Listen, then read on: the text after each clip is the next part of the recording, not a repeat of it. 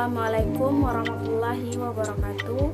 Perkenalkan, nama saya Salma Rifani Syarman, nomor BP 211011 52610490. Baiklah, di sini saya akan menyampaikan narasi tentang menganalisis sebuah minimarket. Minimarket merupakan toko kecil yang pada umumnya mudah dijangkau oleh masyarakat sekitar. Minimarket juga merupakan sebuah organisasi yang tentunya juga memiliki tujuan minimarket, salah satunya yaitu memudahkan pelanggan atau masyarakat untuk mendapatkan barang yang dibutuhkan dalam kehidupan sehari-hari. Ada juga tujuannya mungkin yaitu untuk mencapai omset yang telah ditargetkan di awal. Untuk mencapai tujuan ini, minimarket tentunya memiliki strategi dan program kerjanya. Strategi dan program kerja di minimarket dibagi dalam 4 bagian. Yang pertama yaitu bagian organisasi atau struktur organisasi. Di dalam minimarket terdapat pemilik minimarket, store manager, karyawan, dan karyawan tersebut juga dibagi menjadi beberapa bagian, yaitu bagian keuangan, bagian pembelian, bagian pelayanan, bagian gudang, dan juga ada satpam. Lalu bagian yang kedua, strategi dan program kerja minimarket, yaitu proses bisnis minimarket, di mana minimarket ini menjual barang dan pelanggan akan membeli barang di minimarket. Lalu kasir akan melayani pelanggan dengan baik sehingga terjadinya transaksi jual beli.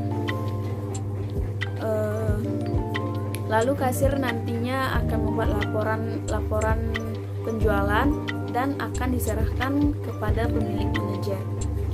Strategi dan program kerja yang ketiga yaitu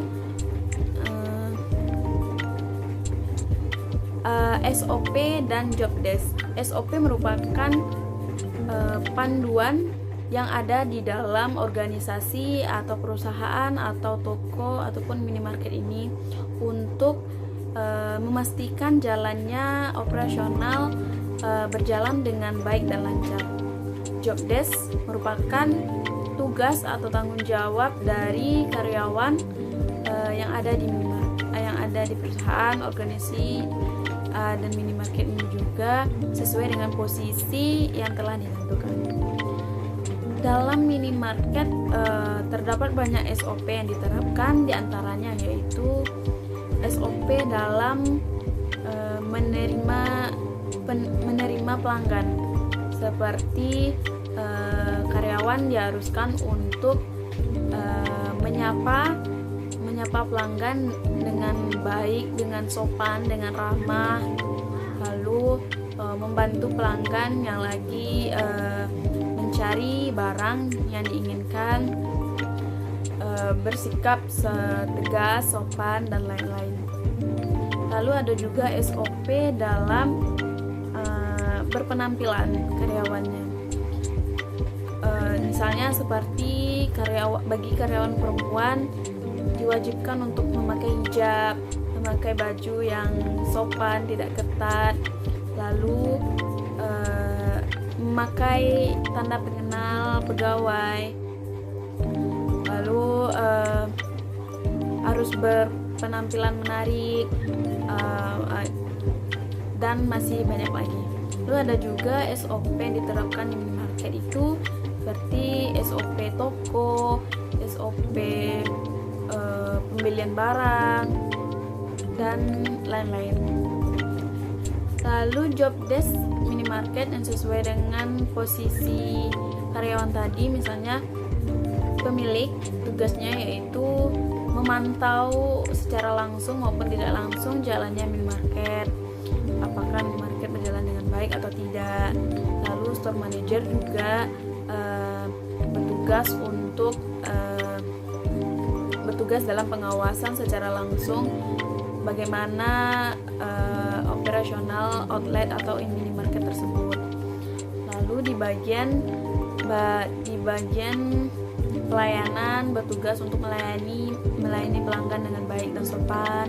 Di bagian gudang juga mengkontrol, mencatat barang-barang, stok barang yang ada di gudang dan lain-lain. Lalu Satpam juga bertugas untuk mengkontrol dan mengamankan di minimarket dan di sekitarnya. Lalu strategi dan program kerja yang keempat yaitu sumber daya.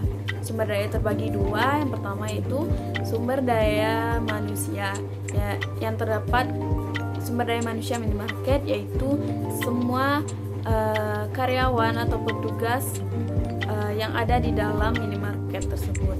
Lalu sumber daya alam yang ada di minimarket, yaitu semua barang atau fasilitas yang ada di dalam minimarket seperti komputer, mesin kasir, barang-barang yang dijual dan lain-lain.